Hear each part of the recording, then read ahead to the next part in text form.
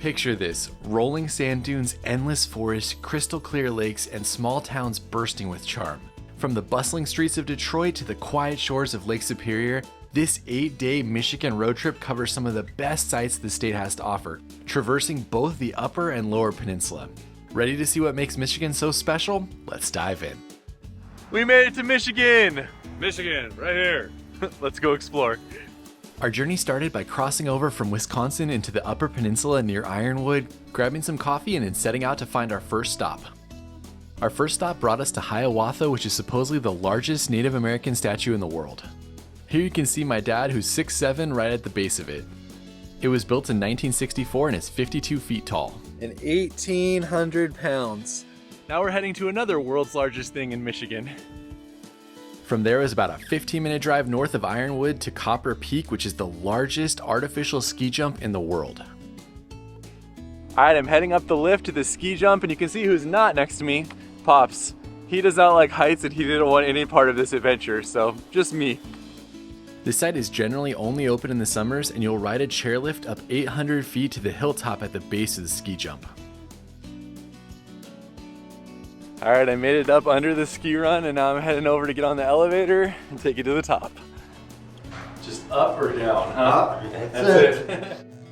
Once you make it to the base, you'll take an 18-story elevator to the main observation deck. Then from there you can just take in the views, or you can decide to climb the stairs all the way to the top. You can probably guess which one I did. Stairway to the top. Alright. Not gonna lie, I'm not that afraid of heights, and this is terrifying up here. Alright, I made it up the stairs, and don't worry, when you come around here, it's all clear underneath you now. It's pretty nuts to be out on this walkway that you can see directly through as you're climbing up and have nothing below you. The jump was built in 1969 and was used until 1994. They're hoping to reopen it again in the future.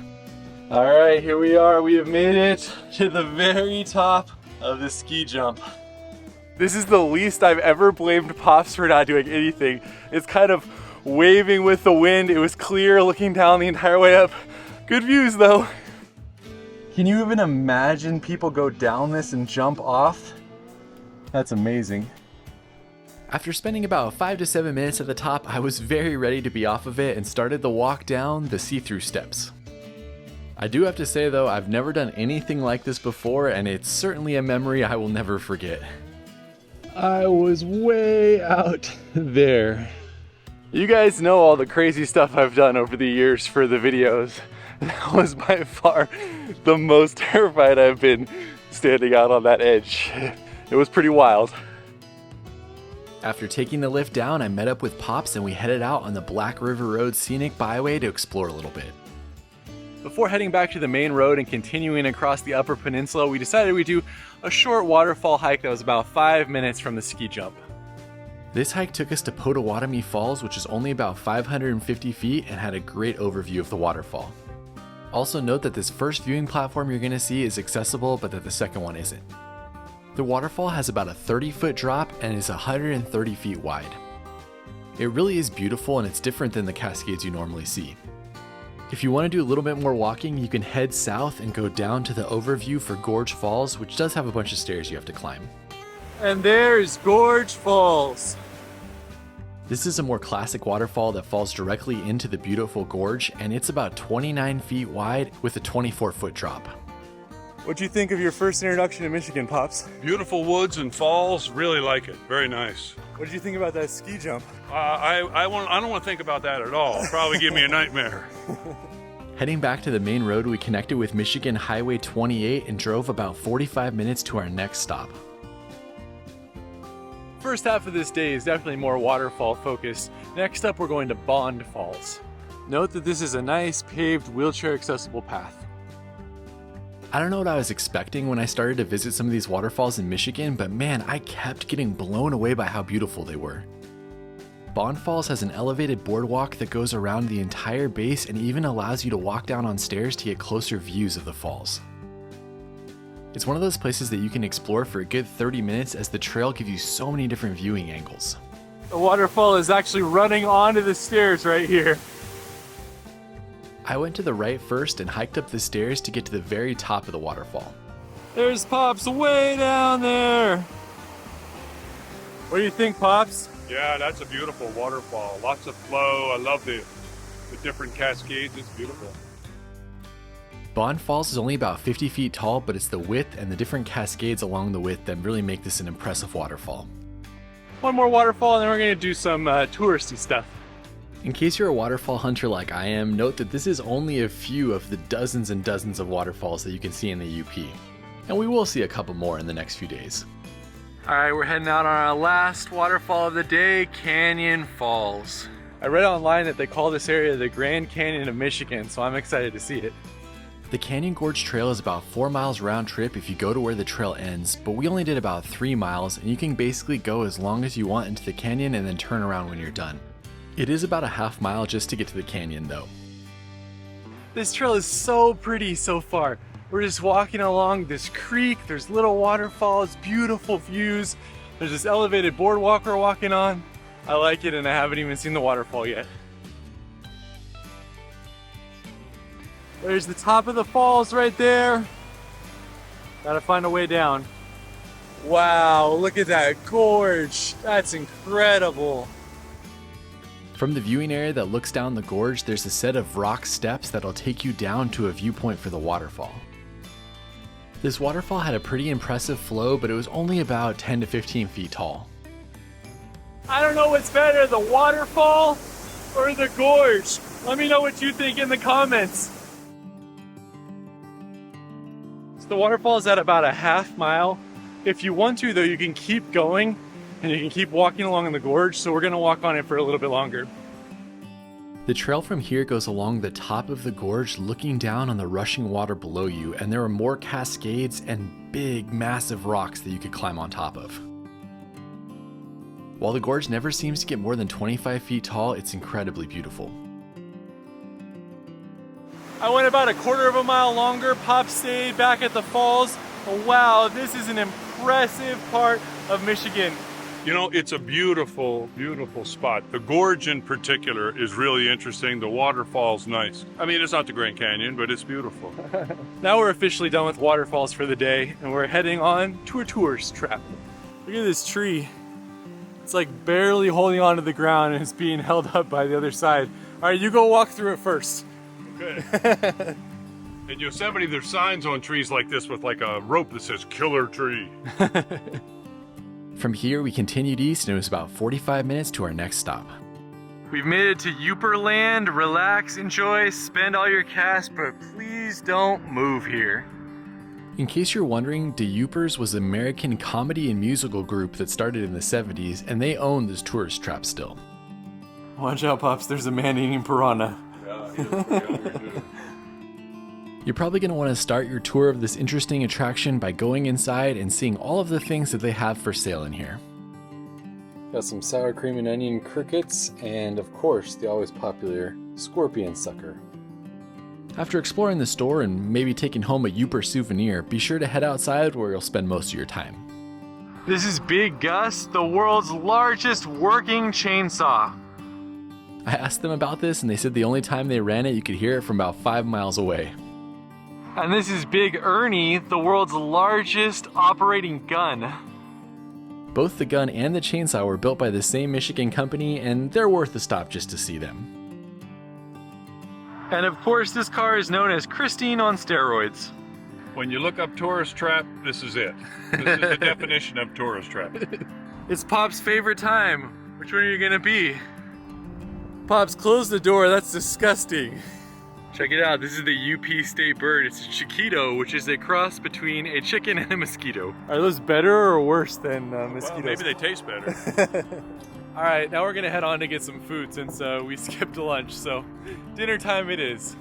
In the same town as the Yoopers, the US Ski and Snowboard Hall of Fame. Had really bad hours though today. It was only open for like 3 hours.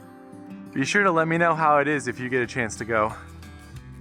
From there, we kept driving until we hit the city of Marquette, which is the largest city in the Upper Peninsula of Michigan. This actually looked like a pretty cool city with a historic downtown, and I would have liked to have spent more time here. For us, we headed over to a restaurant called The Veerling, which is in a building that's been here since 1883 and which was one of Michigan's first brew pubs in 1995. This is their flagship beer. It's a blueberry wheat beer, and you can actually see the blueberries floating up and down.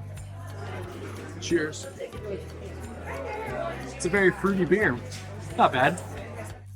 We started with the French onion soup, which was incredible, but if you're exploring this area, one of the things you have to try is the whitefish.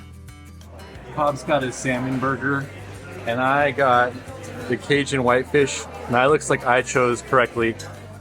Whitefish is a staple of commercial fishing in the Great Lakes.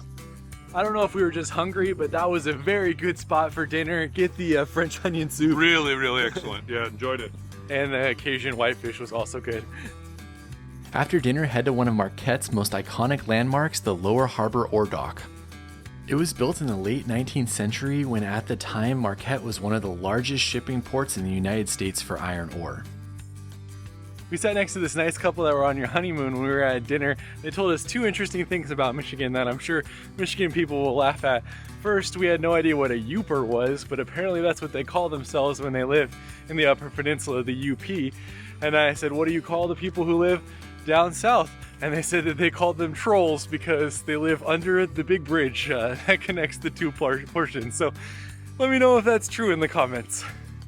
We continued on as our end goal for the day was to make it to the town of Munising, but I saw a large charcoal kiln on the side of the road and I had to stop.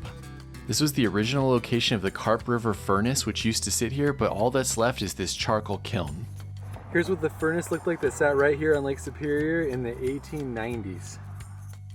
There's also a pathway here called the Iron Ore Heritage Trail, and I would have loved to have walked it as the views were stellar. Continuing on a little further, we made it to our last stop of the day, which I believe is called Lake and Land Sculpture Park and has free admission. This is an amazing place for junkyard art, and if you follow these videos, then you know I love anything like this and always seek it out on my travels. So this sculpture trail is a half mile, and you can either drive around it or you can walk. We're currently driving, and it is pretty awesome. It was especially awesome that you could just drive around in your car because there were a lot of mosquitoes out, and neither Pops or I were very excited about the idea of walking. Check out that guy. That's one of my favorites so far. I was told that this park is 37 acres and that there's over 100 sculptures you can see as you're driving around. This is another place where I didn't expect much and then was blown away by how amazing all of the art here is. There's Pop's favorite so far, the big chicken. Be sure to give yourself some time for this one as there's a lot to take in, and it's especially great with little kids as there's a lot for them to see. Wow, I think that might be my favorite. Look at that guy catching the big old fish. That thing is probably 25 feet tall. All right, now we're finishing the last 30 minutes drive to our hotel. You all know us, we do a lot on our road trips, and this was a very, very full day that you might want to split into two. And here is our hotel for the night. Pretty nice. 2 big beds, and then check this out. We have a walkway right out to the lake. I think I'm gonna have to go watch the sunset out there. We were both pretty exhausted, but luckily we only had to walk about 20 feet and find ourselves a chair. Are you gonna join me for the sunset? Absolutely. I wouldn't miss it. And as you could see, it was well worth it and a beautiful way to end the day. We started day 2 with an hour drive out to the small town of Grand Marais. All right, after our hour drive, we're gonna spend the rest of the day exploring Pictured Rocks National Lakeshore. First up, we're heading out on the short trail to Sable Falls, but do note that there's 168 stairs down and back up. It's only about a quarter-mile round trip with the stairs to get down to Sable Falls, or you can take the 1.2-mile round trip trail that takes you all the way out to the beach. There certainly are a lot of stairs to get to the base of this one. About halfway down, you'll get your first view of Sable Falls through the trees, but continue all the way down as the view straight on is impressive. That's a really nice waterfall. It has a few cascades. It's pretty with the trees around it. Very nice. This waterfall is about 75 feet and it really is beautiful as it heads into Sable Creek and then continues into Lake Superior. Figured since we'd already done all of the downhill to get to the waterfall, we might as well go out and see the beach as well. One of the things you'll notice about this park as the day progresses is that it just hugs the lake, and it's beautiful because you continue to get close to it as you go around. This is so cool. Especially love when you see the river emptying into the lake. It's so beautiful. Yeah, and it's just cool to be able to walk through a forest with a waterfall and then just see a beach. How do you beat this, Pops? It's incredible. This is known as Sable Falls Beach, and we were the only people out here, and I would have liked to have just spent the rest of the day in this one spot.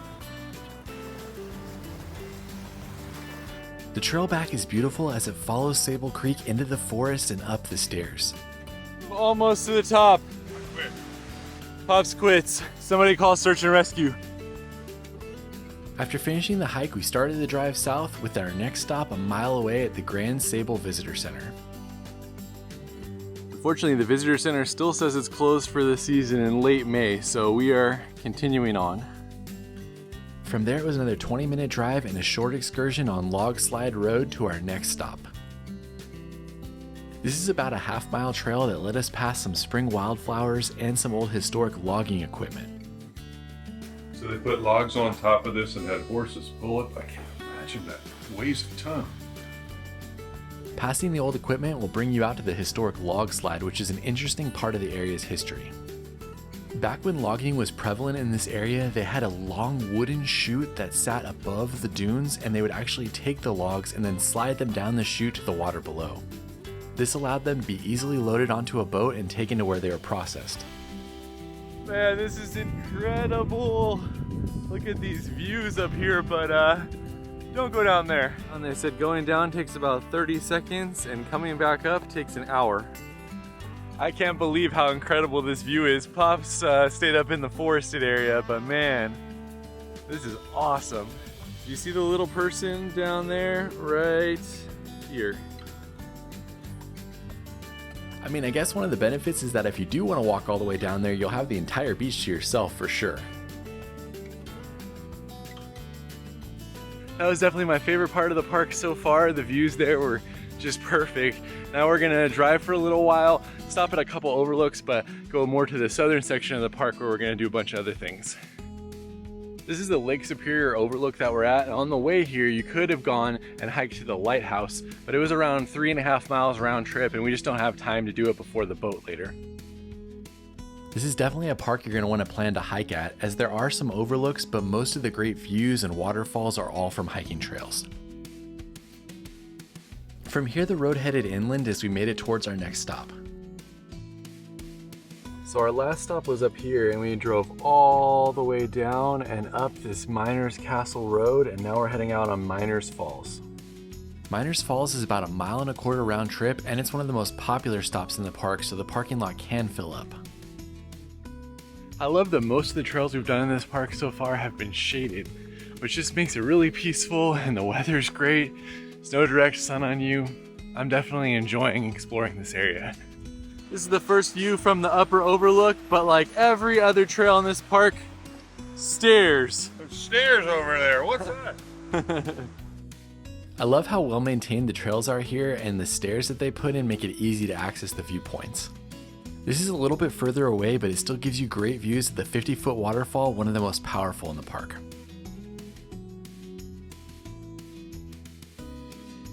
It's a pretty nice waterfall. Definitely worth the half mile of effort. Once you leave, there are 65 steps on the way back up. I think this makes 592 stairs today. We got 3 more stops in the park before we have a food break, and then we go back out on the boat and see it from the water. All right, now we're heading out on the short hike to Miners Castle, which is probably the most famous rock formation that you can reach from the land in the park. From the parking area, it's only about 1/10 mile to the main overlook. All right, Pops, does it look like a miner's castle? No, I'll give you that. Yeah. That looks like a miner's castle. I love the miner's castle mode. This is gorgeous. Right here.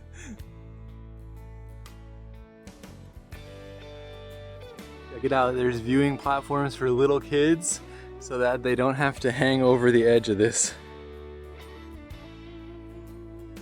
After taking in the rock from this view, you can actually head lower if you're interested. Now we're heading to the lower overlook, which is 1,000 feet that way. Hopefully not 1,000 steps, 1,000 feet. Hiking down to the lower viewpoint adds about 1/4 of a mile each way, and it does have some stairs that you have to go down. But luckily it's shaded like the rest of the trails.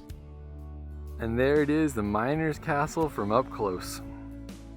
From this viewpoint you get a close look at the rock formation, but it doesn't look quite as staggering from here as it does from above. You can see all the different ways that it's changed over the years. Just with the water and the weather, and they say crumbling into time. From here, if you want to hang out on the sand, you can go to Miners Beach, which is right next to us. But we're gonna do one more thing, which is another waterfall back closer to town before we end our land-based exploration of this park. This is one of the easiest access points for the park and only about a 7-minute drive from the town. There's a small visitor center here you can see next to the parking area, and then it's about 1/4 of a mile walk up to the waterfall. And there it is, our first view of the waterfall.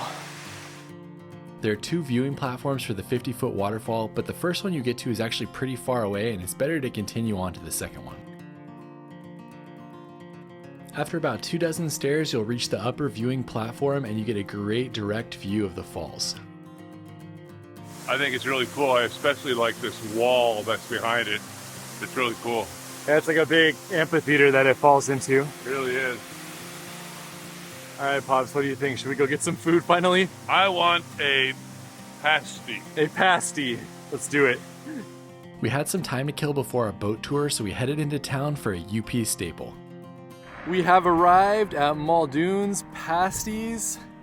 I'm very excited to try this. If you don't know what a pasty is, it's basically like a handheld meat pie. All right, we got the meal deal, which is a traditional beef pasty with gravy, coleslaw, and a drink. We both got exactly the same thing. It's good. It's bland, but it needs something else. But it's good. Good, but needs a topping. Well, look at all these toppings you got. That's right. That's the way to go. 100%. Brown gravy. They say you either like brown gravy or ketchup the best, and so we tried it both ways to decide which one we liked. We figured we couldn't leave without trying the sweet one, so we got an apple and a cherry to share. All right, I'm going traditional with sriracha ketchup and cherry as my choice. What about you, Pops? Ditto. That's all I gotta say. Ditto. Ready for the second part of our time exploring Pictured Rocks? We're taking the boat cruise to Spray Falls. If you want to really experience the park, you absolutely must take a boat tour while you're there. Yeah, I look forward to it. This is the reason we're here. Pictured Rocks. When we went in June, it wasn't too busy, but be sure to get there early if you want one of the upper deck spots as they fill up quickly. Pops took an upper deck spot, but I'm staying down here so I can walk to both sides and see both views. If you're there in the summer and you do want to do the Spray Falls cruise that we did, then you probably want to call in advance, as I've heard it does sell out on busy weekends. When we went, this cruise was about 2 hours in length and it cost around $60 a person. Look at Pops, he smells so bad that no one wanted to sit in the entire downstairs area with him. He's all by himself. I bought all these trees so I can have a deck for myself. Yeah. The trip starts out in a much more forested area, but you do get to see a lighthouse as you make your way out to Pictured Rocks. Also, you go about 35 miles on this cruise, seeing many different colored cliffs, sea caves, and of course, waterfalls. That waterfall is called Jasper Falls. The waterfalls were the main reason I wanted to take this cruise and why I picked the Spray Falls cruise that goes to an additional one. There's just something special about seeing these waterfalls go directly into Lake Superior. There's the overlook we were at earlier right there, and there's Miner's Castle. I don't know about you, but I thought Miner's Castle looked better from the boat with those caves right above the water at the base of it. After rounding the bend, we passed Miner's Beach and then we arrived at our next waterfall, which was called Bridal Veil Falls. This is like the 6th waterfall I've seen on my travels called Bridal Veil Falls. There's just something about the way the water cascades over the rocks as it makes its way down to the lake that I'll never forget. From here, the cruise really hits its stride and it's beautiful the entire way until we turn around. During this section, you'll see the pictured rocks from which the park gets its name. They rise in front of you over 200 feet above the Lake Superior shoreline. The reason why the colors on the cliffs are so vibrant is because they've been stained by minerals like iron, copper, and manganese, which seep out of the rocks. The next point of interest is one you've probably seen before, and that's the arch called Lover's Leap. I would love to have been able to kayak through the arch, which is offered on some of the kayak tours, but it was pretty cool to see it from the boat as well. Next up, as we rounded the bend, we saw one of my favorite things on the entire trip outside of the waterfalls, and that was the rock formation known as Chapel Rock. You can also see the small Chapel Falls as you're getting close to it.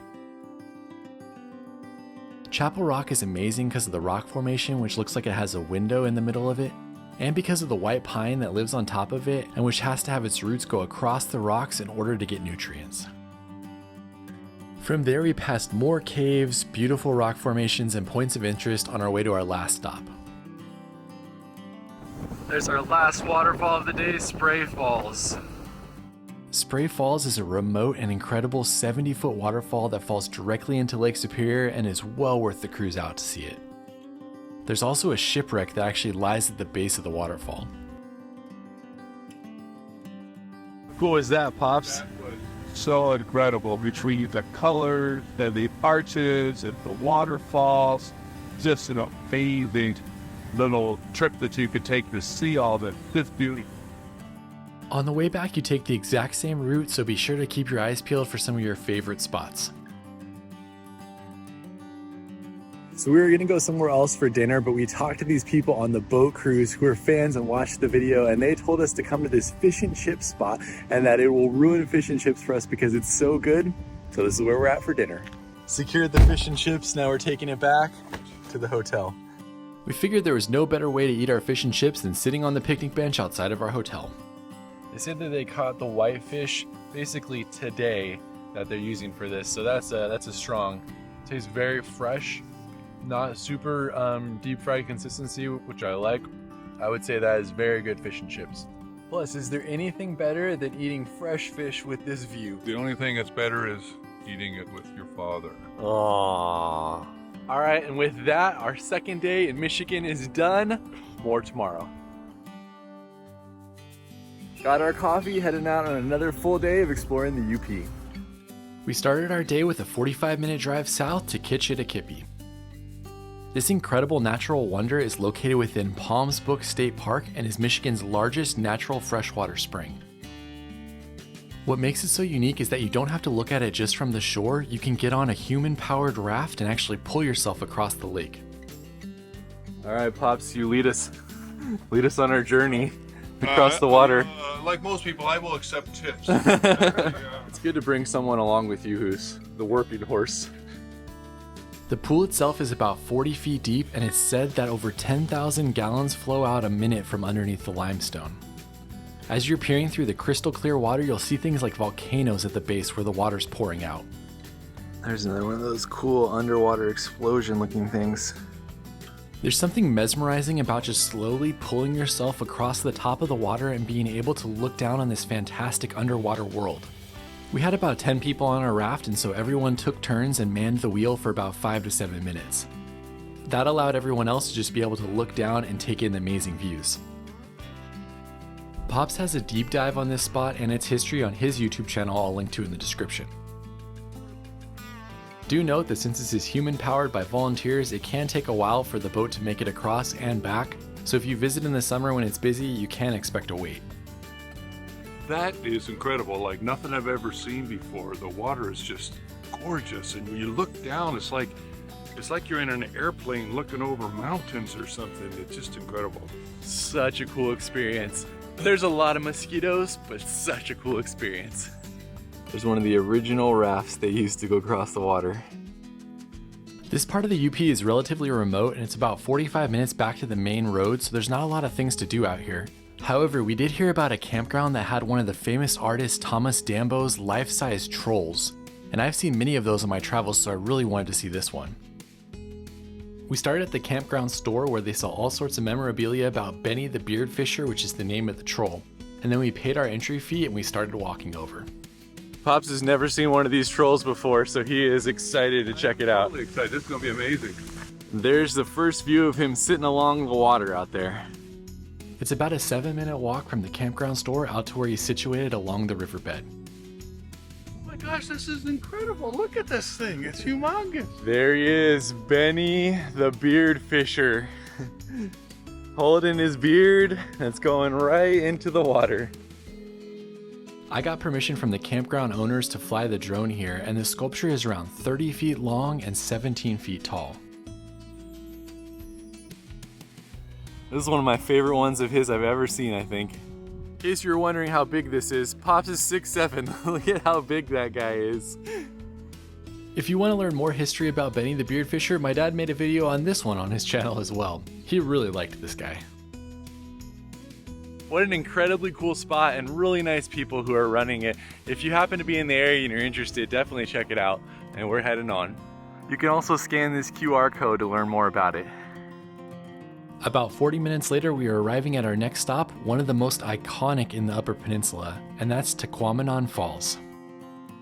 We started our visit at Upper Falls, where you can park in the large parking area and then do a short walk out to the fall viewing platform. You can also hike from here all the way to Lower Falls, but it's 4 miles each way. So for us, we decided to see Upper first and then get back in our car, head down to Lower, and then see that. With all the green, I bet this area would be incredible in the fall. So we are here, we're heading over to Upper Falls first, then you can go all the different viewpoints and you can take the nature trail back to your car. The first 2 viewing platforms that you'll get to don't really give you that great of a view of the falls, as they're basically blocked by trees.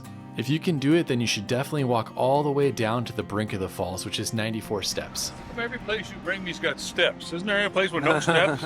I agree. Michigan likes its steps, that's for sure. These steps are well worth it for the incredible payoff that is Upper Tequamanon Falls. That really is a unique waterfall. It is so cool to see it up close, to see the colors, just the powerful flow. Well worth coming out to see. That's one of the most perfectly uniform flowing waterfalls I've ever seen that's not man-made. It's really impressive, and it's interesting that the reason that this one's brown is because of the tannin from the plants in the water. It seems pretty unusual. The falls are often referred to as root beer falls because of the way the brown water looks as it's going over the top. I have to say that's a pretty good name for it. It kind of looks like root beer.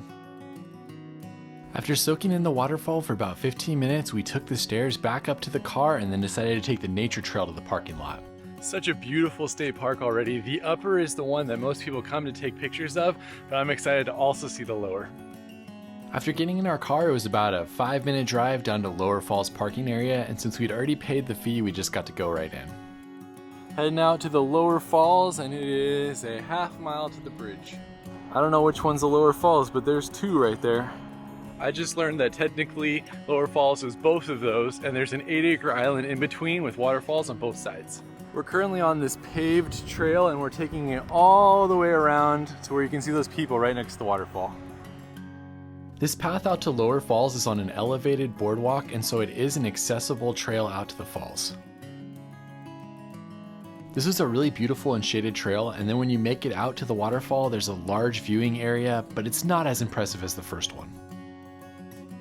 This is more of a cascade with about a 5 to 6 foot waterfall right in front of you, but it was flowing good enough that there was some mist coming off of it.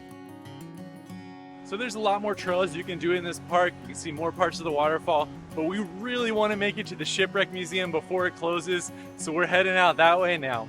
On our way to the Great Lakes Shipwreck Museum, we are listening to The Wreck of the Edmund Fitzgerald by Gordon Lightfoot, one of Pop's top 3 favorite songs of all time. I don't know favorite songs all the time, but I actually do like it, and I remember when it came out, it was a big hit. Let's be real, that song has some A+ songwriting, and it's the perfect way to get a feel for what you're going to see at the Shipwreck Museum. We've made it out to Whitefish Point and the Great Lakes Shipwreck Museum. This place is incredibly remote. Like, there's no towns or anything you go through to get out here, and then right at the point is the museum and the lighthouse. It's crazy. The fact that there's enough shipwrecks to have a museum tells you how crazy it can get on the water out here. All right, we're heading in. First thing we're gonna do is watch a movie about the Edmund Fitzgerald. I highly recommend you start with the movie, as it gives you a fascinating background on the Edmund Fitzgerald, which is probably the most famous shipwreck in the Great Lakes. There was lots of great information about the crash and how they went through the wreckage to get the bell, and there was a docent there to answer questions after the video. At the museum, there are 3 main buildings that you can tour, the first being the Lighthouse Keeper's Quarters from 1861. I appreciated the exhibits you could read about the history of the lighthouse, and the rooms were really well laid out, with people there to answer questions. Next up, head out towards the beach where you can see a memorial to those that died on the Edmund Fitzgerald. Whitefish Point has been called the graveyard of Lake Superior since over 550 wrecks have happened here. You can also head out to the point and spend some time sitting in the viewing area and looking out over the water and the sand to see if maybe you'll catch a few boats passing by. There was one way off in the distance, but it was pretty hard to see while we were there. After that, the main thing you're going to want to do is spend some time at the Shipwreck Museum. Inside is where you'll find the bell that they pulled up from the wreck, and my dad will tell you a little bit more on that later. The shipwreck is located about 17 miles off the point right here. This is a small museum, but it's incredibly detailed with lots of different exhibits on various shipwrecks that happened over the years. Many of the exhibits actually have different items that they've pulled up from the shipwrecks as well. If you want to read all the information and take your time with the exhibits, plan to spend about 45 minutes in this museum. So there's this great short little movie here that talks about the wreck of the Edmund Fitzgerald, talks about how they went down and pulled up its bell, but it's really cool. They made a new bell, put the names of all the people who died in the wreck, and then replaced it with that, and no one's permitted to go there anymore. Yeah, so it's basically like a living memorial down there. You can't actually go. And then on November 10th each year, they ring the bell 29 times for the people who are lost, and 1 additional time for all of the other people who are lost in the over 6,000 wrecks that have happened here. And then this last year, they rang it 1 more time for Gordon Lightfoot as well, because he passed away, and he was really influential in all of the kind of interest that they had in the Edmund Fitzgerald after the crash. So yeah, that's absolutely a great museum and something you should definitely visit if you're in this part of the UP. We're heading on to a few more stops before we end the day. Last night we were told that this is like the original place to get pasties in Michigan, so we figured we had to try it. While who created the original pasty is hotly debated, Lados Pasties has been here since 1947, and it's one of the original ones, and it's the one that everybody told us to visit when we asked around. All right, Pops has got the apparently original Michigan pasty. And they're all in there about rutabaga. They have t-shirts that say rutabaga, so it's probably not potato. It's very different flavor. The rutabaga changes it totally around. Meat's about the same, but yummy. I think I like this one better, actually. Yeah, the crust is a lot thinner here and crispier. I don't know if I have a lot of other opinions about it other than that I like it. All right, by the end, this one has really grown on me, and it's definitely my favorite. Let me know if you're from Michigan where your favorite is in the comments, so the next time Pops and I go on a road trip, we can try that one. That was a fun stop and an enjoyable dinner. We got a couple more places to show you before we end the day. One of our last stops of the day is Castle Rock, and when was the last time you saw admission was $1? That never happens. I love it. I'm all in. After paying our $1 admission, we explored the store a little bit before starting the walk up to Castle Rock. The first stop on any Castle Rock tour is to see Paul Bunyan and Babe the Blue Ox. You guys know Pops was complaining about stairs earlier. How are you feeling about stairs now? How many stairs I gotta go up today? Apparently UP is Bigfoot country, so we found Bigfoot on the walk. And there's also chain link fence, so you cannot go off the trail at all. Pops is 10 steps in and is thinking about bailing. I am thinking about bailing. How can you be tired, Pops? We don't do very much on these trips. These are very relaxing trips. This trip, I think I'm gonna remember it as the steps trip. These aren't normal steps either. These are steep ones. Once we made it to the top of the steps, we got our first view of Castle Rock. Yeah, Pops, only 1 step left. You can do it. You guys look at Pops conquering his fear of heights. Well done. I'm here for 1 minute at most and I'm headed back. Hey, you did it though. That's the important part. Yeah. You can go back whenever you want now. I will. From the top of Castle Rock, which rises 195 feet, you can get some amazing views out over the water. Bye, Pops. Nice work. All right, the $1 was well worth it. Look at these views up here. You can see Mackinac Island out there, and you can even see the bridge picking up right over there. This was a pretty awesome tourist attraction along the road, and it's been here since 1928. From there, we drove about 5 minutes to the Wayside Motel, which is where we're going to spend the night for our trip to Mackinac the next day. We've been hanging out in our hotel playing some Mario Party, but we're gonna go out, get ice cream, take some pictures before we end the day. Here we go, Molly Moo's. The guy at our hotel told us that Molly Moo's has been a local favorite for a while, and it's the best place to get ice cream in the city. I got the most popular, which is fudge amaretto, Mackinac fudge amaretto. And I can say it is very good. Pop's got some crazy coffee one. Caramel cold brew and coffee chocolate. Very strong ice cream place. I liked that a lot. Now we're gonna take some pictures of the Mackinac Bridge and then be done for the day. For our last stop of the day, we headed to Strait State Park and we found a visitor parking spot in the campground. This is a note on state parks. This is my 4th state park I entered, so I bought the annual pass, which was $40. And after visiting this park, I've officially broken even on my pass. So if you're gonna do a bunch of state parks like me, just get the annual one. If not, you can obviously pay for each one individually. View of the Mackinac Bridge. Here we go. What I was looking for is this direct shot of the bridge. What do you think, Pops? Yeah, that's really cool. It kind of comes on you surprisingly. Yeah.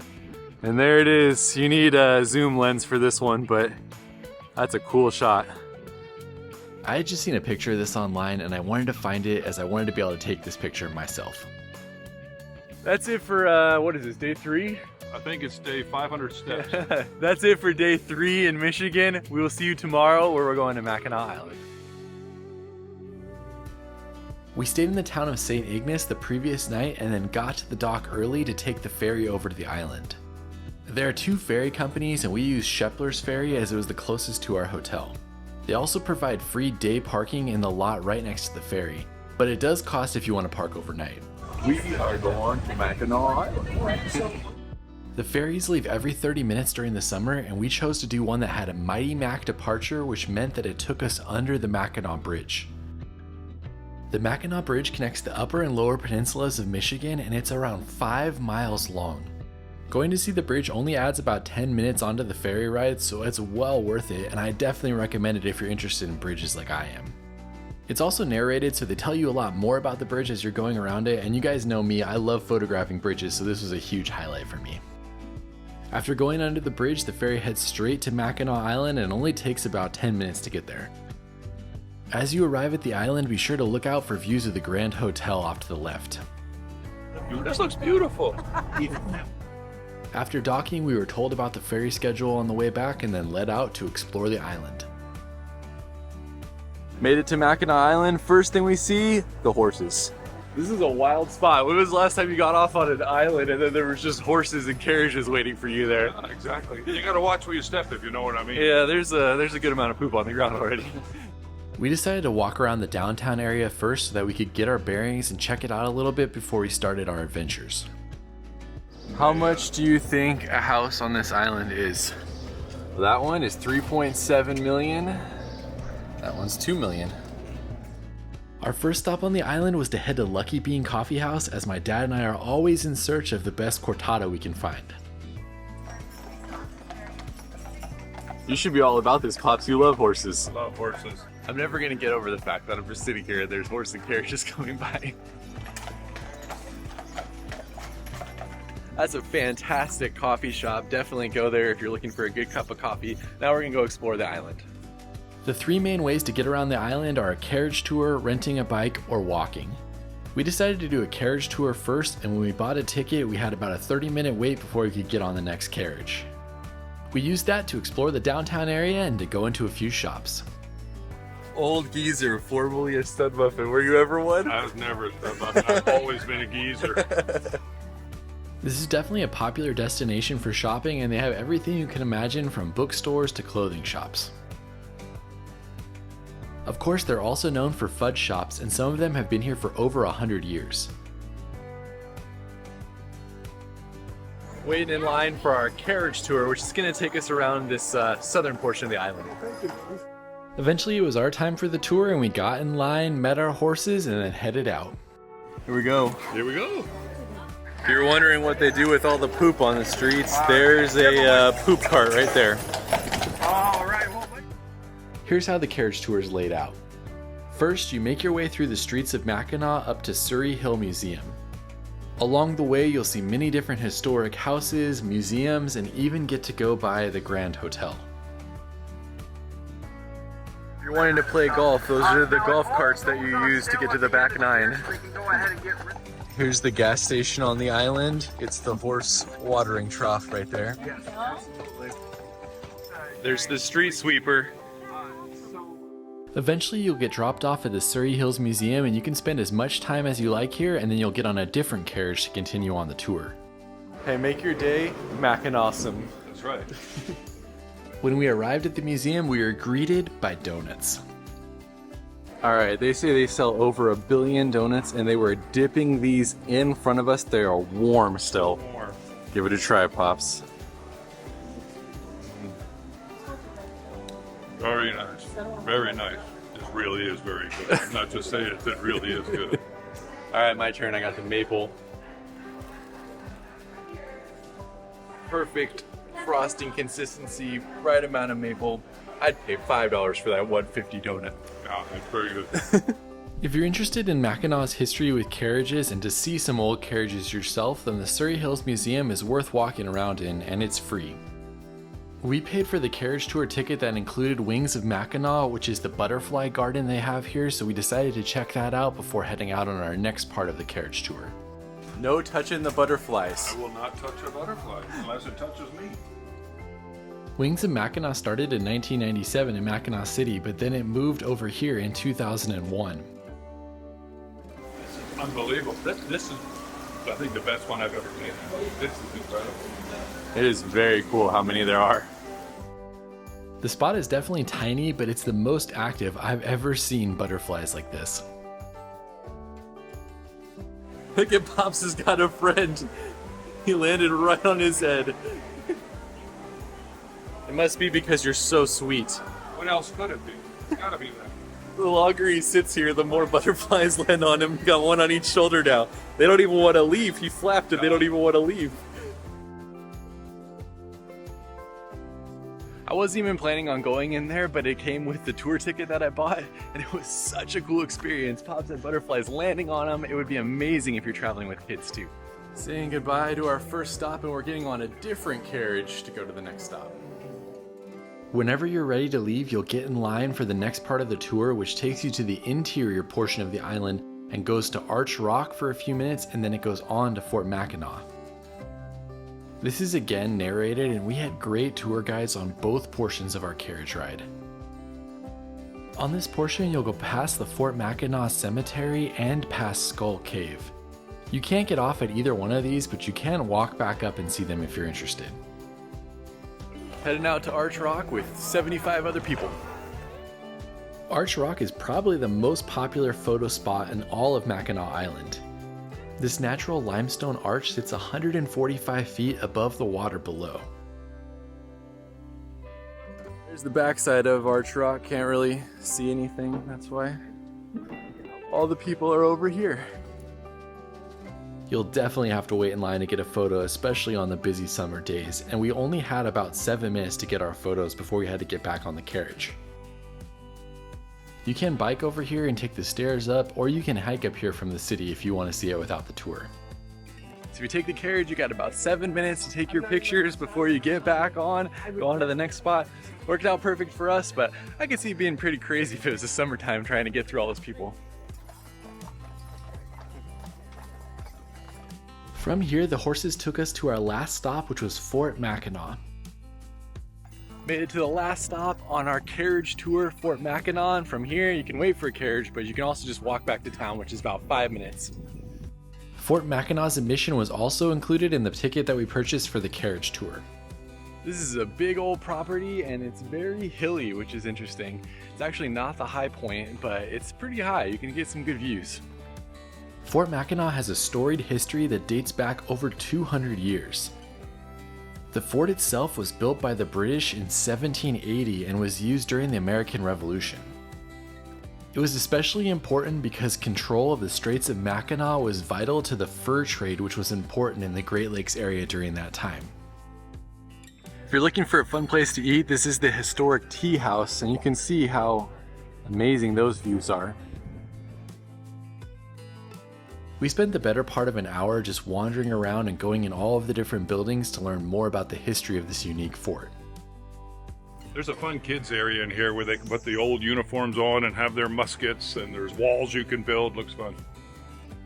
Eventually it reached 1 o'clock and it was time for the cannon firing demonstration, which is something that we were really excited to see.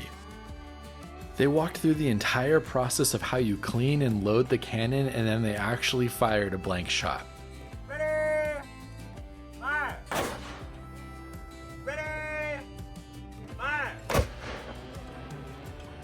That was a cool demonstration, and there's tons of those throughout the day, so definitely look at the schedule. All right, now it is finally time for us to get lunch, and I asked where we should eat lunch at, and most people told us the Pink Pony. The Pink Pony, where else would you go? So, we are off to find the Pink Pony. From the fort, you just have to walk down the decent-sized hill to get back into the downtown area. There it is, we have found the Pink Pony. The Pink Pony is pretty famous on Mackinac Island, and it's been open for over 75 years. Whether you're walking through the store with everything pink you could possibly imagine, or going into the bar area to see the ponies dancing behind the bar, it's definitely an experience. We got a table right next to the window with views of the water and then sat down to look over the extensive menu. When in Rome or Mackinac Island, I was told you gotta get a rum runner, so I'm gonna try it. All right, here we go. We got the rum runner at the Pink Pony. It's an island favorite, supposedly. Sweet, fruity, rum. It's hot outside, so I can see why people drink this on a hot day. It's not my normal jam, but I'm not complaining about it. Pops really wanted the smoked fish dip, so he whined enough that we got it. Let's see. I had something like this in Alaska, and it was incredible. We'll see. Yeah, that's a winner. That's really nice. Great, well spiced, got the fishy flavor. That's really nice. Pops is going hard right before our bike ride. He's gonna have a rock in his stomach, I think. I don't know what I was thinking. That looks like a really good burger, It's a whole though. freaking cow. And then I got the white fish tacos. We were both surprised by how much we enjoyed our meal here and just how good the flavors and everything were. So yeah, all the people who told us to come here, thank you. After leaving the Pink Pony, it was over to grab our bikes to explore the island. Pops, don't hit the horse. It's right there. Don't hit the horse. Only took us about 2 minutes to get out of town, and now we're starting the 8 miles around the island. Once Pops gets his knee brace on. If you can do it and you're interested at all, I would say the best way to experience the island is definitely on a bike. This is so much fun. No cars anywhere. Just get to cruise. All right, we've made it to the side of the island and we're officially entering the state park.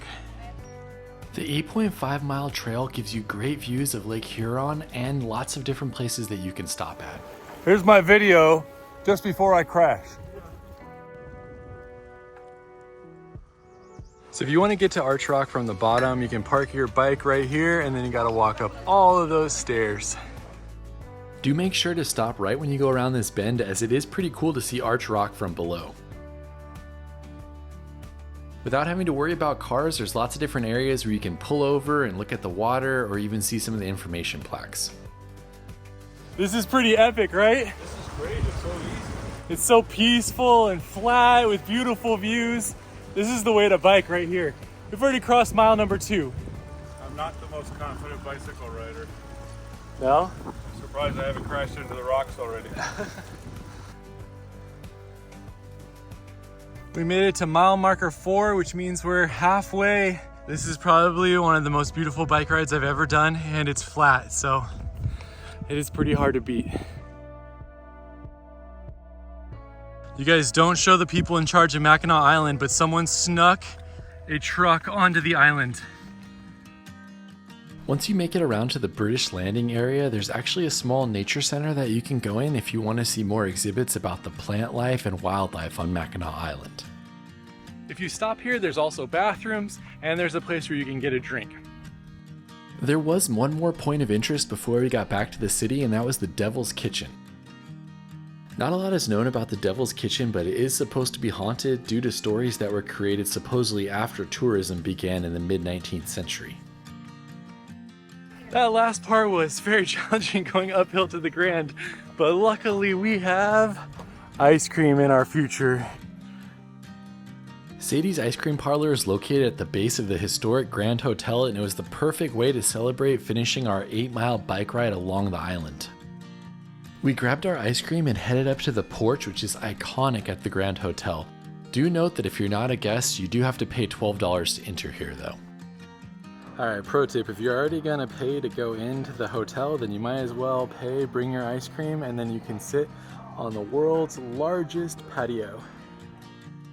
I do have to say the ice cream is pretty good, and the views looking out from the 660-foot patio are pretty hard to beat. There's dozens of different rocking chairs along the entire patio, and you can just find your favorite spot and sit there and look out over the water and over the horses and carriages that keep coming by. Alright, two things. First, I still can't get over that there's horses just going by the front of the hotel. And second, this hotel is just visually overwhelming, and every nook and cranny is more unique than the next. Since you already paid the fee to enter the hotel, you definitely owe it to yourself to explore for a little while before you head on.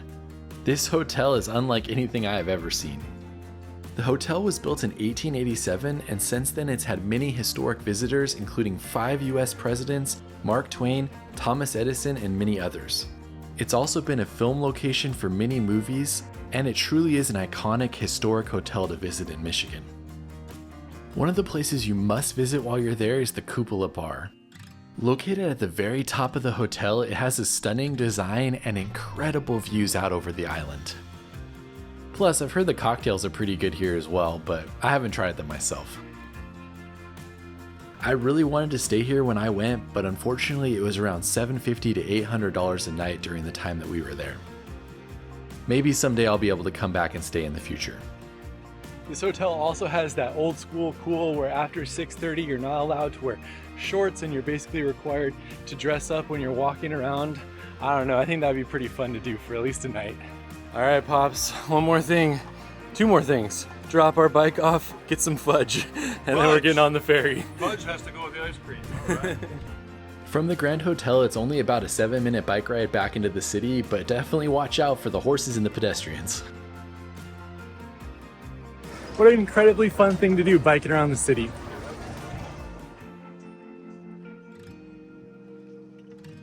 All right, our last thing to do is to get fudge, and we're gonna try 2 different places.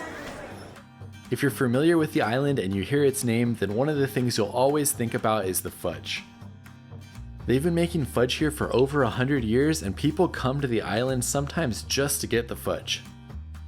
Murdoch's was our first stop, which is supposedly the original fudge place on Mackinac Island. All right, we just got regular chocolate to try there, and we're gonna get regular chocolate to try at Joann's, and that will be our unofficial taste test. We selected Joann's for our second, as that was the one that most of the locals told us to go to. I liked the vibe here, the people were super friendly, and they even gave me a fresh slice of fudge right after they cut it. All right, what'd you think of Mackinac, Pops? Mackinac is really, really fun. I bet in the summer it'd be zooey because there'd be so many people here, but this is a perfect time of year. A lot of fun, a lot of things to do. I'd recommend it, yeah? I agree, Mackinac Island is awesome. All that was left was to board the ferry and to head back to St. Ignace. Luckily there's a ferry every 30 minutes, so basically whenever you're ready to go, there's something waiting for you. And our ferry back had way fewer people than our one there. As we get ready to cross the Mackinac Bridge, we're saying goodbye to the UP, the Upper Peninsula. And I just have to say, that's an incredible place, and I will be back. Anything to add, Pops? No, it is surprisingly beautiful. I had no idea what to expect, and I'm just overwhelmed with how beautiful it is. All right, Pops, we're officially in the mitten.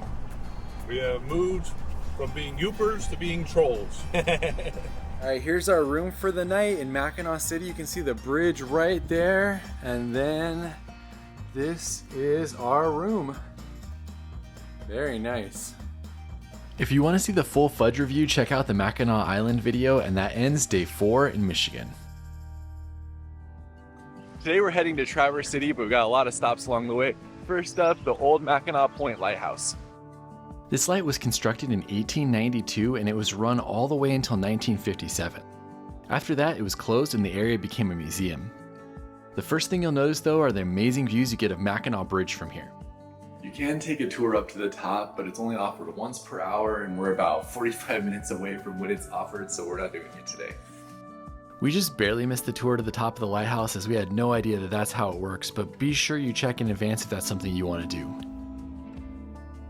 And there's also a shipwreck museum here. Between 75 and 150 vessels are reported to have gone down in the Straits of Mackinac. Here you can see what caused the crash, and then it plots it for you to see where it happened. This is the wreck of the Cedarville in 1965. You can see the boat above and then what it looks like on the lake floor below. Saying goodbye to the Mackinac Bridge, and we're heading to Mystery Town, USA before we go south. You've never traveled with me if you don't think I was gonna stop at Mystery Town, USA. Josh always teases me that I look like these guys, but I actually do kind of look like That this looks guy. the most like you. His face is just like me. Mystery Town, USA feels like one of those roadside attractions that you would have stopped at years ago. It has a mystery maze where you'll walk through all sorts of oddities ranging from the Dog Man of Michigan to the mysteries of the giant pyramids. This way to the Bermuda Triangle. We're actually entering the Bermuda Triangle right now. Next up, we're entering the alien mothership. It does not feel like you should be able to walk like this. Whoa. Once you come through the alien portal, dinosaurs in space. Did you know there have been sightings of dinosaurs in the Amazon? That is where they have been hiding for all these years. I know this guy. You saw me with him in a previous video. When you got abducted? You had this coming, pal. I'm glad to see it. You may think that the mummified head of King Tut is in Egypt, but they actually have it right here. I mean, sure, this place isn't for everyone, but as you can tell, we had a very good time exploring and we were here for a good 45 minutes just wandering around. Besties. All right, here we go. Enter the black hole at your own risk. That was slightly terrifying. I felt a little claustrophobic in there. Do not enter the black hole, just take this way. I literally was in there thinking that I was gonna get stuck. I am not a fan of claustrophobic things like that. Ooh, but we have escaped the mystery That was maze freaky. back to the market. Ooh. Once we caught our breath from the black hole exhibit and explored the store a little bit, we headed on. In case you're hungry, basically 2 minutes away is Wienerlicious, which has a massive hot dog sitting on top of the building. I really wanted to go here, but it was still breakfast time, so neither one of us wanted a hot dog, but it's been here since 1916. Let us know if it has good hot dogs if you come. From here, we headed west with our end goal being to spend the night in Traverse City, but to do a lot of stops along the way. If you're from the Midwest, you've probably seen this spot before. They have lots of locations around the country, but did you know it was started in a small town on the western coast of Michigan? Let's go check it out.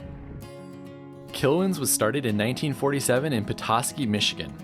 The company still has its headquarters there, and this is the signature store. They now have over 146 locations around the United States, but if you're in the area, you should stop here and try a lot of their fudge. Just say no peanut butter for him. So normally you could watch them actually make fudge and actually take tours of the fudge making process, but it's a weekend and so nobody's making anything today, but it's still a cool store. Hey Pops, you said you'd buy me anything in the store, right? All right, I would like a 22-pound chocolate Santa, please. It's only $399. Well, can we wrap it Careful up? what you ask for. You can also buy a 10-pound chocolate bar if you would like. I'm pretty fudged out from Mackinac yesterday, but I did get him to sell me a little piece of fudge, and Pops picked up a caramel apple, so we got some stuff at Kilwins. From there, we headed into the town of Petoskey to grab some lunch and explore some Ernest Hemingway history. So there's a statue of Ernest Hemingway, and supposedly bare knuckle boxing even happened in one of these parks over here.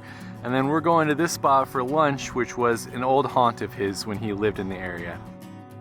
The building this restaurant sits in has been here since 1875, and Ernest Hemingway had his summer home up here in Michigan, and so he was known to come down here when it was called the Annex. One of his short stories titled The Gentleman of the World even mentions the Annex. We just grabbed some sandwiches here for lunch, but it was cool to eat in such a historic spot. We weren't planning on seeing anything else here, but when we drove past Bayfront Park and saw that it was such a nice day, we decided to walk out on the breakwater pathway out to the lighthouse. I can't even imagine a more perfect day. Look at the clouds. There's a nice breeze. Look at how clear the water is. This is a cool spot. It takes about 10 minutes to walk the paved elevated pathway out to the lighthouse. That was a really nice little Sunday walk to have. There's a bunch of people out here just hanging out and swimming. Beautiful views of the city. I could spend some time here. Absolutely. I love these small towns on the coast. They're just, every one of them is so kind of like pristine and unique, and water views, really nice. As we continued along the coast, our next stop brought us to the town of Charlevoix. When we arrived, we found a beautiful and historic downtown, and we parked our car and set off to look for coffee. My dad and I take our coffee serious, and luckily we stumbled on Cafe Maria. I don't even have to taste this to know that this is right. We're here in the downtown area, and we're going to check out all of the mushroom houses, which are right here on the map. These houses are what the town was known for, and they were built by architect Earl Young. This little one block area has the famous mushroom houses. There's the half house, and then that's called the thatch house. Those are the two most photographed. There's a map online that shows you where all the homes are at, and I recommend spending about 10 minutes in driving around. Note that these are privately owned though, so just take pictures from the road. He built 26 different homes and 4 commercial properties during his career.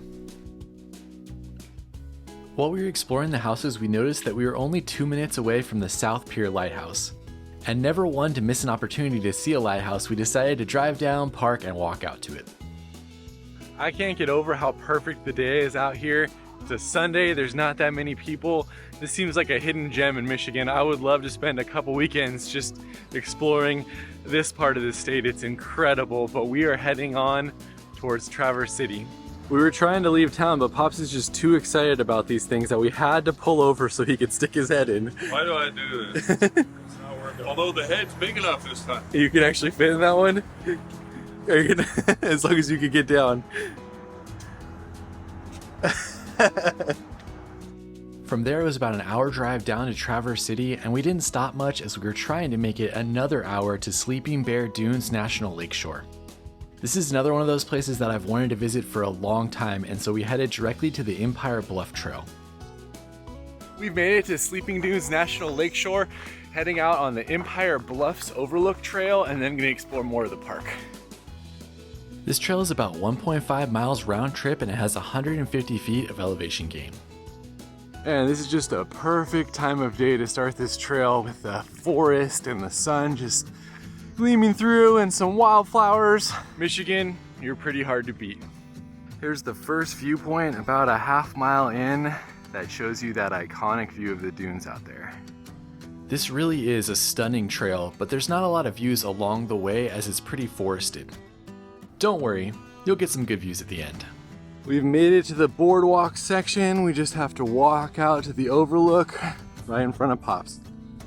Once we came around the bend and left the forest, we were blown away by the views we got.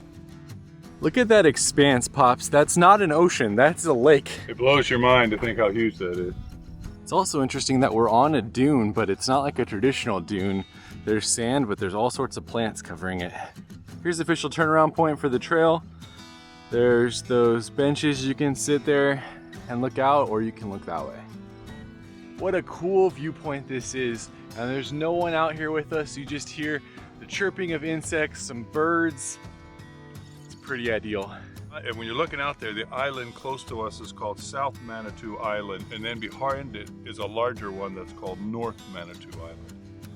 To get a feel for how vast this area is, there's some kayakers, and then look at the zoom out. That's a big area.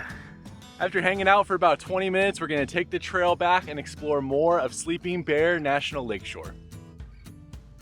Heading on, we were hoping to go on the Pierce Stocking Scenic Drive, but unfortunately for some reason it was closed while we were there. All right, we've reached the part of the video where Pops is going to climb the dunes. Yep, I'm gonna climb it as fast as I can. I'm gonna run up the dunes in my dreams. I've climbed many dunes in my life, so I'm not gonna climb these either, but we are gonna do another hike in the park. You've probably seen those videos online where people descend all the way down to the lakeshore and then they get a big fee if they can't make it all the way back up. That's a different dune climb off the Scenic Drive, and this one's just a 280-foot dune that you can climb for fun. Since the Scenic Drive was closed, we decided to head out to Sleeping Bear Point Trail and to end our day hiking that. Don't like hiking in sand. You're gonna get some ice cream later. All right, 0.2 miles left to go. We'll see how many times Pops complains by the time we get there. I agree though, if you've never hiked in sand, it's definitely the least fun type of hiking you can do. Pops has hiked 5 miles in the sand with me. You can see that up here. And I love that hike, that was amazing. Once you finish the first small hill, it basically descends gradually downhill all the way to the water. Well, it's a beautiful beach, but I thought it was gonna be a little higher up than this. Maybe the point is up there, I'm not sure. We bit the bullet and we have climbed up to the top of the point. Some pretty good views out there. Was it worth it? Yeah, it's very beautiful. This bowl we got in front of us in the sand is real cool. The island out there, it's beautiful. With this short taste of Sleeping Bear Dunes, I know I have to get back here and explore a lot more. It really is a beautiful area. After leaving the park, it was about a 10-minute drive to our dinner spot, Cherry Public House. This is the restaurant for the home base of the famous brand Cherry Republic, which you've probably seen in the stores and was started in Glen Arbor in 1989. We got there about 30 minutes before they closed, so we grabbed a spot, put in our order, and then went over to the store to check it out. And by check it out, I mean eat a lot of samples. There were a lot of samples available, and I have to say I bought like $50 worth of stuff to bring with me. At the restaurant, basically everything has cherry in it, from the beer to the chicken salad and cherry sandwich. Look at Pop's grilled Parmesan crusted grilled cheese with pickled cherries next to it. And then this bag is just their famous seasoned fries. That was a great stop for both food and lots of cherry related stuff. We have one more stop because, you know, work hard, play hard, so we might as well end with some ice cream. When we were researching Traverse City, we came across Moomers, which was voted the best ice cream in America in 2008. And even without that designation, you know it doesn't take much for Pops and I to go try a new ice cream spot. This was voted the best ice cream place in America by multiple different groups. So let's see, this is the Cherry's Moobilee, which is their most popular ice cream. It's very nice. If you like cherries, it's got good like frozen cherries in it. It's got a little bit of chocolate. I would say overall, it's a really strong ice cream. Best in the nation? Who am I to say? But I'm not upset about it. I just told Pops that the more I eat this ice cream and have this experience, the more I can see how it is at least a finalist for best in the nation. The ice cream is very good, and this view that you just get to sit and look out with the cows, they look happy, there's a sunset. I mean, it's pretty hard to think of a better place to eat ice cream than this. Plus, the ice cream is very good. I think it's very good. It's not the best in the country. I think I'd have to go best in the country, Molly Moon's in Seattle. That's where I'd go. There you go. And with that, we'll see you tomorrow. We woke up in Traverse City and started our day by heading downtown and going to Mundo's Coffee. We didn't have as much to do on the list today, so we took our time and just enjoyed sipping some coffee in the actual coffee shop, which doesn't happen very often. But I do have to give a shout out to Peace, Love, and Little Donuts. It's a fun spot in Traverse City where you get to pick your own donut toppings and make yourself a half dozen. After coffee, I decided to walk around the historic downtown a little bit and see what it was like, and I have to say it's a beautiful spot with a river running right along next to it. It's pretty dead down here currently because it's 9 o'clock and most things open at 10 to 11, but this is definitely a very cool downtown area, very walkable, lots of shops, lots of restaurants. I would love to explore more here, but we're gonna head on. On the way out of town, we wanted to stop by the Village, which is a really unique spot in Traverse City. This was the former state hospital, and instead of leaving it abandoned, they actually converted it into a bunch of shops and apartment buildings. This place is a trip. It's like an underground maze, it feels like, walking through all of these shops in this massive building. If it's something you're interested in, then I recommend walking along the bottom floor and seeing the old pictures and learning about the history. From there, check out underground toys and the bookstore, and then anything else that catches your fancy. That's a really cool repurposing of an old space with lots of shops and dining. We're heading south towards Grand Rapids.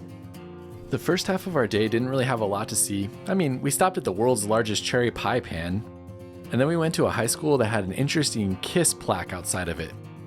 The story behind this is that the football coach played a bunch of KISS songs before the football games and they won 7 in a row.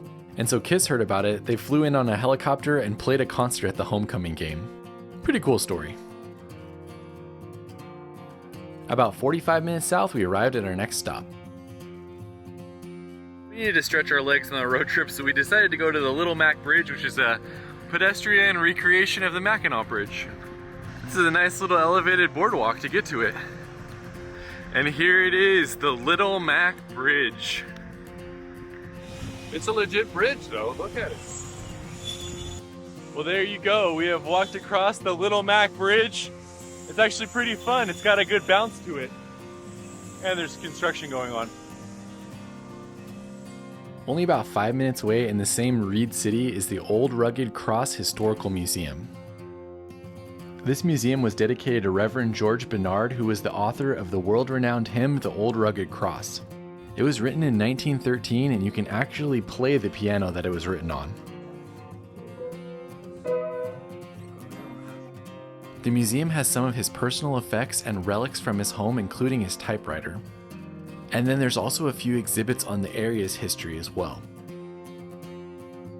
Continuing on, it was another 20 minutes to our next stop.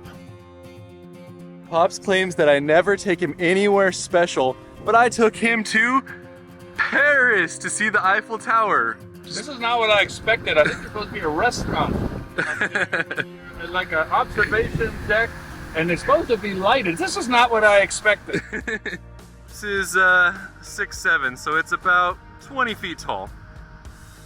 This replica Eiffel Tower is located in the town of Paris, Michigan. Also, it costs $7 to visit that, so you decide if it's worth it for you. All right, after our visit to Paris, we are heading on to Grand Rapids.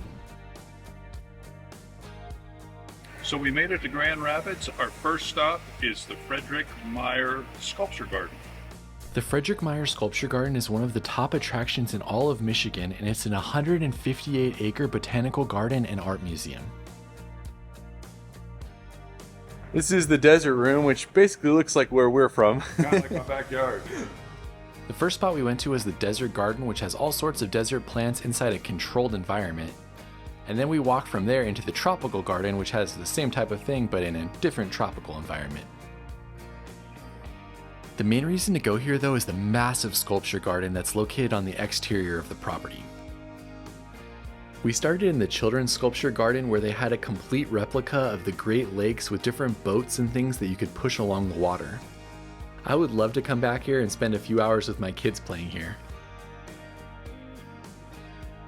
We're walking up to the most famous sculpture here. It's called the American Horse. That is way bigger than I anticipated it being. This is an amazing piece to see, as it was inspired by work done by Leonardo da Vinci, and there are only 2 casts of this 24-foot monument in the entire world, this one and one in Milan, Italy. Whoa! Whoa! Check out how big this thing is. I barely even go up to the foot. This is so cool. If you want to do this place justice, you need at least a half day to explore. It's a massive property and the sculptures are scattered all around, so you have to walk to see them. I was told that their collection has over 300 sculptures in it, and you can read about each one of them online if you're looking at one and you want to learn more. I don't begin to know what half of these sculptures are, but what's so cool about this is that it's just a big walking path and you can't really see the next sculpture until you come around a bend. So you're constantly being surprised and seeing new things as you walk. Here's Pop's favorite so far, the terrifying spider. It's the kind of thing you worry about being under your bed. This piece is known as the Grand Rapids Arch. There's also a beautiful Japanese garden here as well. It's not my fault. He did it. It's not my fault. That one's called Mad Mom. Very cool museum. You could spend an entire day exploring here, but we're heading on because we want to see one more museum before it closes. For our second to last stop of the day, we headed downtown to the Grand Rapids Public Museum. When I asked what the best thing to do in Grand Rapids was, I kept getting the sculpture garden and this museum. So that's why we are ending our day here. All right, how much do you want to bet Pops hurts himself? Oh, he made it. Are you going around downtown Grand Rapids? This museum is among the oldest history museums in the United States, and it was founded in 1854. By far, the coolest exhibit here is the streets of Old Grand Rapids. This is a recreation of what the downtown area would have looked like in the 1890s. Oh, here's Pop's favorite subject, fashion. As you can tell, he is a fashionista dressed in all blue today. Head to toe blue. Yeah, I try to set a standard. Wow, this is the kids area of the museum. We're here at the very end of the day, but I imagine this would be a pretty epic place for kids to play. By this part of the trip, we were getting a little loopy. Hello, I am Pops. I'm a little weenie Josh. I am the one who's guiding this trip. And I just take pictures and try to be nice. A few of the other museum highlights are the views you get out over the river and the clock, which you can still see working today and was from the original City Hall. It's definitely a museum that's worth spending some time in while you're in Grand Rapids. We got one more thing left to do before we end the day. Let's get something to eat. We have some family in Grand Rapids, so we took the opportunity to meet up and to head over to the Mitten Brewing Company, which is supposedly a good spot in the city for dinner. Let me just hold this up so you can see how humongous this is. It's unbelievable. Bigger than Pop's head. While the pretzel is a good start, what they're known for here are their pizza flights. 6 different pizzas. That is the way to do it right there. You get to try a little bit of everything. This one has hot dogs. This one has strawberries. Hot honey. Hot honey. I'm gonna go mac and cheese to start. All right, Pops, what are you going with? Hot honey, jalapeno, and pepperoni, baby. This is our guest reviewer, Dan, who's hanging out with us. You gotta take a bite and tell us what you think, man. Dan. So this is the, what was it called? Wester Dog Western Pizza. Dog Pizza. All right. Good? What do you think? How many out of 10? I'd move that right up there. 10 out of 10? Yeah. All right, 10 out of 10. Dan said it. I don't know about Dan's hot dog pizza, but I'm going to give it a try and see. When in Grand Rapids. Tastes like I'm eating a hot dog. Nothing wrong with that whatsoever. At least it doesn't have marinara sauce on it. Luckily, Dan's from the area and he was able to take all the pizza home because that was a ton of pizza for 3 people. Great spot, though. We'll see you tomorrow. We started our day like we always do by finding a local coffee shop. This time it was Lantern, and it was fantastic. Got our coffee and now we're heading to Holland. It wasn't really the right time of year to go to Holland, which is best in the spring with all the flowers, but I still really wanted to see it. We made it to Holland, Michigan. We're going to check out some windmills and explore. We started our day by visiting the most popular attraction in the city, Windmill Island Gardens. The highlight here is the 250-year-old windmill that sits right in the middle and is the only authentic working Dutch windmill in the United States. Well, it looks like it was originally in the Netherlands, in Holland, and it was built in 1884. And it was all these negotiations for 3 years that ultimately brought it over here. This was one of the original blades used during World War II, and as you can see, there are actual bullet holes on it. We were lucky enough to go on a day when the windmill was actually open and you were able to climb all the way to the top and to see the different floors. The views from the outdoor deck were amazing, especially being able to look up and see how massive the windmill was. It is so cool to see kind of the machinery that they used to create this. Just to look at all the cogs and wheels and everything that make the windmill rotate. That's the 5th floor window we were in right there. Best time to visit is when the tulips are in bloom, which is usually beginning to mid-May, but you can always sit in the tulip chairs if they're not in bloom. There's a lot more to see as you explore the park, including rooms with museum exhibits, some with dioramas. They even have working windmills. You can purchase yourself a wooden clog if you're interested, or lots of other souvenirs, and then of course there's a carousel. That was a cool spot. Being able to go up in the windmill was definitely worth it. We're gonna explore a little bit more of Holland before we head on to Detroit. If you're a literary buff, then one of the things you must see in Holland is the connection that it has to Frank Baum and the Wizard of Oz. After the success of his first book, Father Goose, he was able to purchase a cottage in Holland. And supposedly this is where some of the influences for the Wizard of Oz came from. Down at the library you can see sculptures from the book's characters, and then across the street in the park you can see a big book that's made out of plants. It's cool. This has the yellow brick road all the way to the great city. From there we headed into downtown Holland, parked our car, and got out to walk around a little bit. Before we leave Holland, we're gonna go to the New Holland Brewery, which is actually based in the city, and it has one of my favorite beers in the entire world, so I really wanted to check it out before we left. New Holland has been a pioneer in the brewing industry when it started here in 1997. I still remember the first time I tried it, and even though it's a high alcohol percentage, it's incredibly smooth and it has a great taste, so that's why I was excited to go visit here. Couldn't bring myself to do a pizza again after last night, but Popsy's doing pizza, and I did a chicken salad sandwich. You gotta like heavier beers to like that one, but I really love it. Now we're heading on to Detroit with a bunch of stops along the way. From Holland, we had to go through Grand Rapids again, and we decided to stop at one more spot in the city. So I'm not hugely into presidential libraries, but when I was thinking of the things you could only do in Michigan, you can only go to the Gerald Ford Presidential Library in Michigan, so figured we'd stop by on the way. A few facts about Ford if you're not aware: he was the 38th President of the United States, serving from 1974 to 1977. He became president after Nixon resigned in 1974. He inherited a tough economy, and one of the first things he did was try to get inflation under control. One of the things he's most well known for is the controversial pardon of Richard Nixon. Like all presidential libraries, this is a great one to explore with a replica Oval Office and tons of information to read. He was also the target of 2 assassination attempts during his presidency, and he was a one-term president, losing to Jimmy Carter in the next election. It's fun when you go to these places, a lot of things you learn, but one was that Gerald Ford was a ranger at Yellowstone National Park at one point. It's kind of cool. That was actually a pretty cool stop. It's always fun to learn more about people that you don't know a lot about. And now we're heading to Lansing to go to the state capitol. There's a lot of things I love to see when traveling, like bridges, trains, and also state capitol buildings. I always love going here and just seeing what the inside looks like. Michigan really is an amazing state for history, and the original capital was in Detroit. It was moved in order to develop the state's western portion in 1847, and that's when this building in Lansing was built.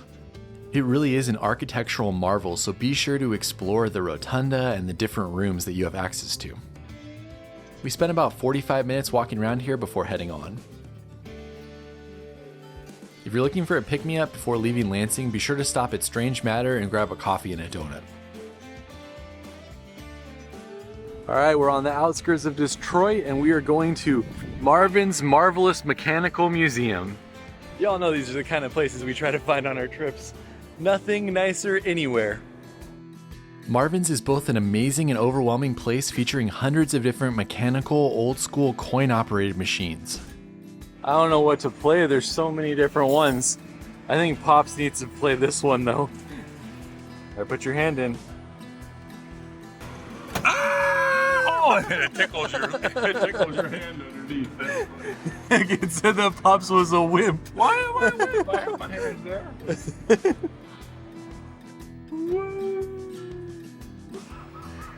It's probably laughing that the spider called you a wimp. It's amazing that there's so many of these working mechanical games here. Oh no, what's he gonna do? Ew, so gross. You can see my fingers in there. It's gonna chop my hand off. Oh! We spent $6 for 30 minutes of fun. That's a fun spot, especially those older machines. It's kind of cool to see those. Yeah, just walking around and seeing what you can find and what they do. Good times.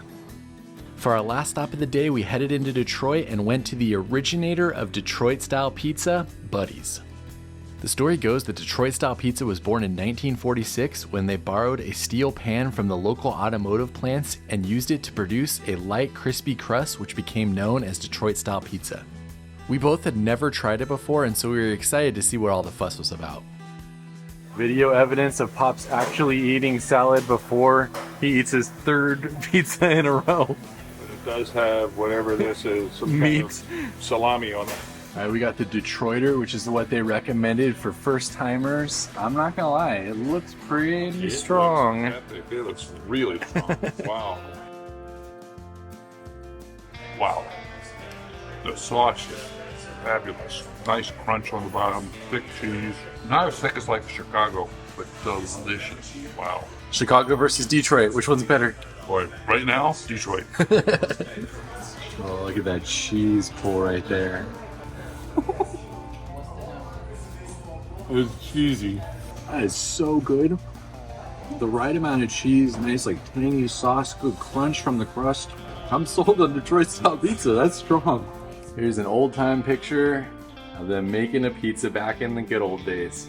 It's your one word to describe Buddy's. Perfect. It was incredible. I don't say this lightly, that was some of the best pizza I can remember having in a long time. Incredible. We have one more day left on our Michigan road trip. We'll be in Detroit all day tomorrow. We'll see you then. Starting our day in Detroit at the Henry Ford Museum. Located in the Metro Detroit area in the city of Dearborn, the Henry Ford is one of the most popular museums in the entire state. It's visited by over 1.5 million people each year, and it's easy to see why, as it's massive and it has some truly impressive artifacts. So there's a few major pieces of American history you want to see while you're here. The first is Kennedy's car, the car which he was shot in. While it's a little macabre to have pieces like this in the museum, it's certainly an important part of American history. This is the first car that was designed for a president to ride in. And this is Teddy Roosevelt's carriage. The museum was named after Henry Ford because of his efforts to preserve items of historical interest. There's even a quote of his here that says that I am collecting the history of our people as written into the things their hands have made and used. I think that's a great way to describe this museum, and it's easily one of the most impressive collections I've ever seen at a museum. You could spend days here learning about all the history enclosed in these walls, such as expeditions to Antarctica and the Wright brothers' first plane. This is another one of the really important pieces of American history. It's the actual chair that Abraham Lincoln was shot in. I don't even know how you're able to acquire something like this, but it was certainly impressive to see here.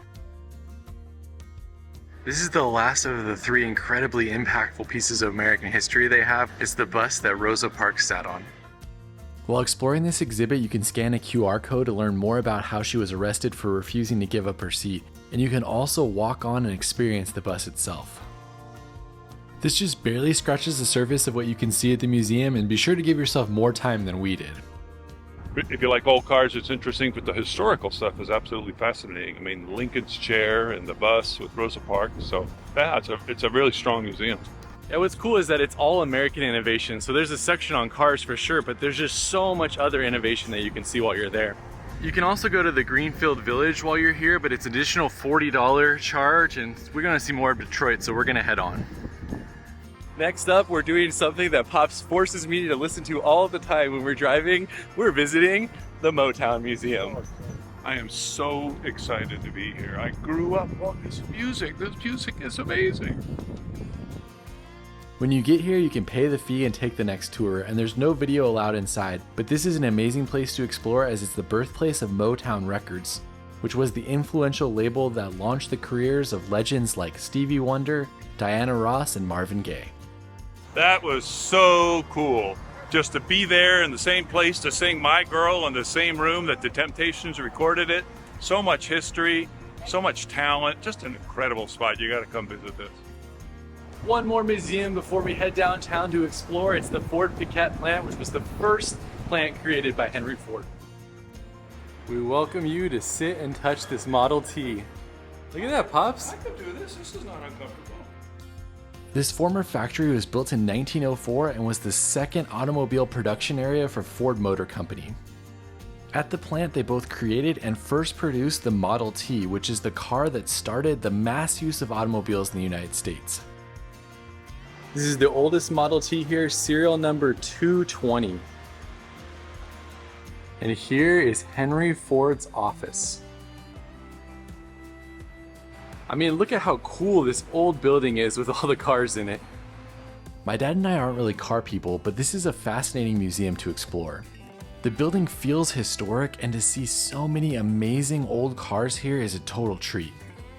If you're into historic cars and car history, give yourself some time to explore this, and be sure to go all the way to the top to see the secret experiment room where they supposedly created the Model T. That was a very cool museum. We're heading to downtown Detroit now. From there, we took the drive into the city and then found a place to park to go have some lunch. You know, Pops and I can never say no to a good, we get to figure out what thing is best, so we're gonna try both of these and let you know what we think. Right in the heart of Detroit, a battle has been raging for over 100 years as to who makes the better Coney dog, Lafayette or American. They're located right next to each other, so it's easy to grab one from each store and then you can decide for yourself. Regardless of where you order it, they're all made the same, which is a hot dog served in a steamed bun with chili, onions, and mustard on top. We grabbed one from each store and then split them in half so we could both try them. This is American Coney Island. And that's Lafayette? Yeah. All right. Which one are you going with first? American. Good chili. Good mustard. Very nice. Very nice. Here's Lafayette. Interestingly, the onions look like they're cut just a little bit differently. This one, the hot dog, comes through a little bit more. Maybe just the way I did it. Slight difference in the chili, too. Very good. We liked it so much. Round two. We actually thought that they both tasted relatively similar, but here's us deciding which one we liked best. All right, we compared the two spots. Pops, what are you going with? I gotta go Lafayette just by a little bit of an edge, but I have to admit, when I bought a second one, I bought one from America. All right, and for me, I even had to buy a shirt. I liked it so much. I'm going American. Check out the back. And you don't win friends with salad. Words to live by. Let us know what your favorite is in the comments, and let's go explore more Detroit. From there, we started our exploration of downtown Detroit by walking over to Campus Martius Park. Here you'll find some fun outdoor art installations, including a statue called Waiting by the famous artist Cause. It's a pretty strong spot. They got sand, it's like a beach. You can get drinks right in the heart of Detroit. There is a fun urban beach that you can sit and relax at right next to the Soldiers and Sailors Monument. Crossing the street, we walked through the Detroit sign on our way towards the waterfront. Along the way, don't miss the historic Guardian building, which was built in 1928 and is a 43-story skyscraper. It's an amazing example of Art Deco architecture, and it's just as beautiful on the inside as it is on the outside. During World War II, the Guardian building served as the US Army's command center for wartime production, and it's now used for office space and some coffee shops and restaurants on the bottom floor. This is the iconic symbol in Detroit. It's known as the Spirit of Detroit. Basically, right across the street from the Guardian building is this famous sculpture. Behind the sculpture, you'll see a Bible verse from 2 Corinthians, which states that now the Lord is that Spirit, and where the Spirit of the Lord is, there is liberty. I've seen this sculpture many times over the years in media, and I was excited to finally see it for myself. When you're at the Spirit of Detroit statue, don't forget to come over here, see the fist. This statue is a monument to Joe Louis, who is regarded as one of the greatest boxers of all time. It's 24 feet long and it weighs over 5,000 pounds. We tried to head down to the Riverwalk, but it's closed because we were cleaning up and setting up from a festival down there, so we didn't get to go down there. Plus, there's supposed to be a thunderstorm coming in right now, so I think we're gonna go to another museum before we continue. When I was researching things to do in Detroit, I was told the Art Institute is one of the best in the nation, So we figured we had to check it out for a little bit while we were in the city. Established in 1885, the Detroit Institute of Arts, also known as DIA, has one of the largest and most significant art collections in the entire United States. Among the museum's collection, you'll find pieces by Monet, Rodin, and even Vincent van Gogh. We even have one of Van Gogh's self-portraits here, which is so cool to see. It has over 100 different galleries, and its art collection was valued at $8 billion in 2014. For me, the must-see work are the murals that were made by Diego Rivera. These massive murals are known as Detroit Industry or Man and Machine. They span from floor to ceiling in one of the museum's large rooms, and you can just sit there in the middle and look at them for hours. This is incredible. I feel like I'm in Detroit's Sistine Chapel here. Unfortunately, we got there only an hour before they closed, so we didn't have as much time as I would have liked to experience this amazing museum. Don't be like us. If you love art museums, then you should definitely plan a half day here. Yeah, it's a beautiful museum. Such amazing artists are in there, and a wide variety of different art. One thing that was really cool is that they had this deal on black film, which was really interesting also. Just seeing the Detroit Industry murals by themselves was worth it though. From there, we decided to drive 15 minutes out to Belle Isle. We were having a nice time in downtown Detroit. We're like, oh, we'll go out to Belle Isle, see what that's all about. It's not sunny anymore, and there's this, look at the waves even out there, the wind blowing and everything. My gosh. Not ideal. Unfortunately, the storm got pretty bad, so we didn't get to do much out here, but we did find our way into the Great Lakes Museum. Due to the weather, we were the only people in the museum, but it's pretty cool to explore. It has a couple really great permanent exhibits, the first being a restored smoking lounge from the SS City of Detroit 3 boat. Then in the back, there's a pilot house from the SS William Clay Ford, where you can be a captain of one of the ships and look out over the water towards Canada.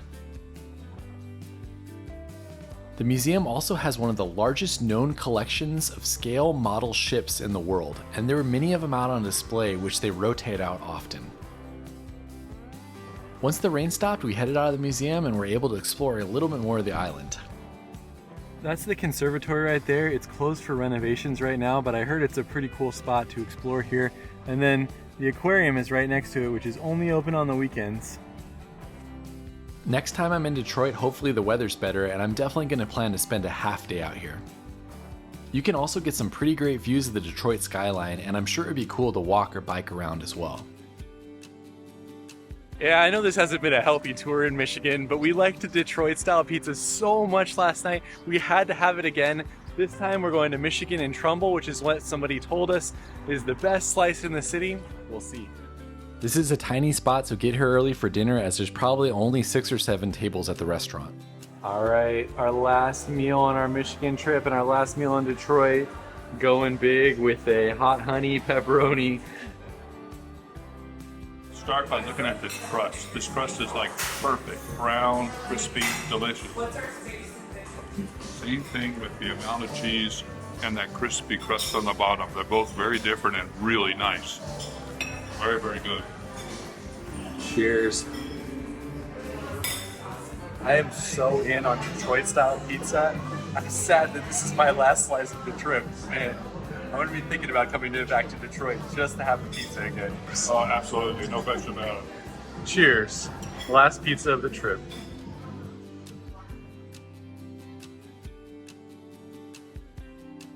All right, we made it back to the hotel after an incredible 8 days exploring Michigan, both the Upper Peninsula and the Mitten. One of my favorite road trips I think we've done. Pops, what'd you think?